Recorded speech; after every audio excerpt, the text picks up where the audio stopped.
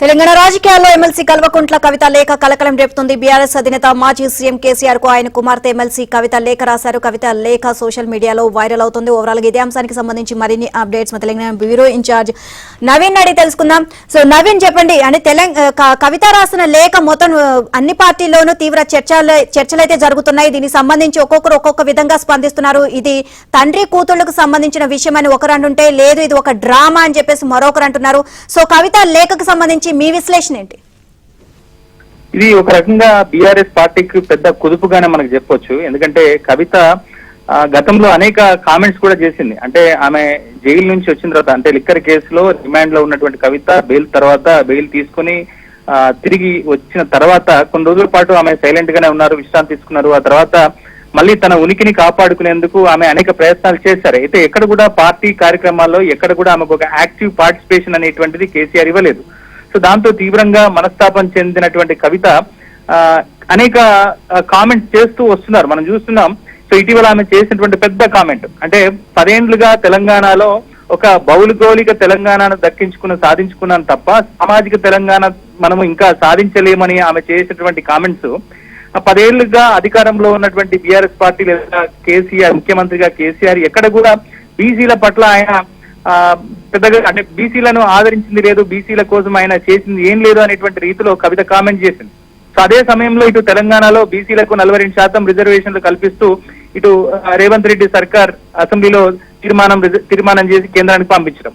So ఇవన్నీ కనుక చూస్తే ఒక రకంగా బీఆర్ఎస్ పార్టీని ఒక ఉద్దేశపూర్వకంగానే కవిత ఇరుకున పెట్టేటువంటి ప్రయత్నం చేస్తుంది. ఎందుకంటే తనను అనగదొక్కుతున్నారు కాబట్టి, లేదా తనను ఎదగనివ్వట్లేదు కాబట్టి, తన ఇంపార్టెన్స్ ఏంటో ముఖ్యంగా కేసీఆర్ గానీ లేదా తన అన్న కేటీఆర్ గానీ చెప్పాలనేటువంటి ఉద్దేశం కొద్దే కవిత ఈ వ్యాఖ్యలు చేసింది అనేటువంటి కామెంట్స్ కూడా బయట మనకు వినిపించాయి.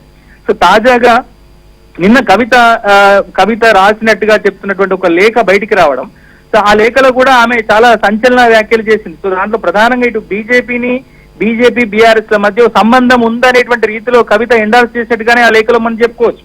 ఆమె చెప్పినటువంటి విషయం ఏంటంటే, ఇటీవల లోక్సభ ఎన్నికల్లో బీఆర్ఎస్ పార్టీ పుట్టినప్పటి నుంచి ఇప్పటి వరకు ఒక్క సీటు కూడా గెలవలేకపోయినటువంటి సందర్భం మొన్న లోక్సభ ఎన్నికల్లో. మరి పూర్తిగా తెలంగాణలో 8 లోక్సభ సీట్లు బీజేపీకి దక్కిందంటే ఖచ్చితంగా బీజేపీ గెలిచేందుకు పరోక్షంగా పనిచేసింది అనేటువంటి విషయాన్ని కవిత చెప్పినట్టుగా మనకు తెలుస్తోంది. అలానే మొన్న ఎమ్మెల్సీ ఎన్నికల్లో కూడా 2 బీజేపీ ఎమ్మెల్సీలు గెలిచారంటే అది ఖచ్చితంగా బీఆర్ఎస్ సపోర్ట్ చేసిందనేటువంటి విషయాన్ని కవిత ఈ లేఖ ద్వారా చెప్పినట్టుగా మనకు తెలుస్తోంది. మరోవైపు తాను బీజేపీ వల్ల ఇబ్బంది పడి లిక్కర్ స్కామ్ లో ఇరుక్కొని దాదాపుగా 6 నెలల పైగా జైలు జీతం అనుభవిస్తే కనీసం ఆ బీజేపీ విషయంలో గట్టిగా వ్యవహరించాల్సింది పోయి, పోరాడాల్సింది పోయి, బీజేపీ విషయంలో కనీసం ఒక 2 మాటలు కూడా ప్లీనరీలో మాట్లాడలేకపోయారు అని చెప్పేసి కవిత చేసినటువంటి మెయిన్ గా ఆ 7 పేజీల లేఖలో కేసీఆర్ గురించి అనేక ఫీడ్బ్యాక్ రూపంలో పాజిటివ్ అంశాలు, నెగిటివ్ అంశాలు రకరకాలుగా చెప్పింది. కానీ ప్రధానంగా బీజేపీ బీఆర్ఎస్ ల మధ్య సంబంధం ఉందనేటువంటి విషయాన్ని ఆమె చెప్పింది.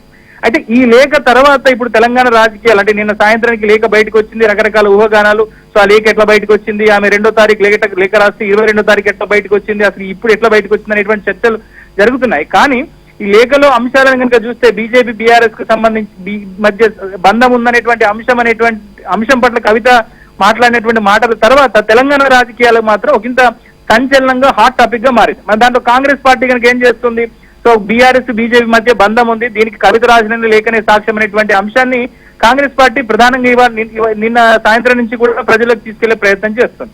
సో మరోవైపు ఇటు బీజేపీ కూడా ఒకటే విషయం చెప్తుంది, కాంగ్రెస్ డైరెక్షన్ లోనే కవిత నడుస్తోంది, కాంగ్రెస్ నేతలే కవిత ద్వారా లేఖ బయటికి రిలీజ్ చేయించారనేటువంటి అంశాన్ని ఇటు బీజేపీ నేతలు చెప్తున్నారు.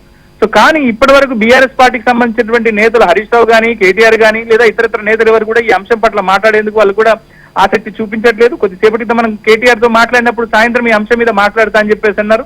ఇవాళ సాయంత్రం కవిత కూడా 7 గంటలకు అమెరికా పర్యటన ముగించుకొని హైదరాబాద్ రాబోతుంది. ఆమె మరి సాయంత్రం దీని మీద రియాక్ట్ అవుతుందా లేదా ఈ ఊహాగానాలకి ఇంకా కొనసాగింపుగానే ఆమె మౌనం వహిస్తారనేటువంటి చూడాల్సి ఉంది. సో మొత్తం మీద అయితే బీఆర్ఎస్ పార్టీకి ప్లీనరీ సభ ద్వారా ఒక కొత్త జోష్ వచ్చింది, ప్రజల్లోకి వెళ్తోంది. ఇంకా రానున్నటువంటి స్థానిక సంస్థల ఎన్నికల్లో పార్టీ పూర్తిగా గేరప్ చేయబోతుందనేటువంటి ఒక జోష్ లో ఈ కవిత చేసేటువంటి కామెంట్స్ మాత్రం పూర్తి ఒక నిరాశనైతే కల్పించినటువంటి పరిస్థితి కనిపిస్తుంది. సో మొత్తం మీద ఇటు పార్టీ అధిష్టానం కవిత పట్ల ఏ విధంగా రియాక్ట్ అవుతుంది, సో ఏ విధంగా రెస్పాండ్ అవుతుంది, లేదా కవిత ఏం చెప్తుంది అనేటువంటి మాత్రం కొంత ఆసక్తిగానే మారాయి. నీలిమ.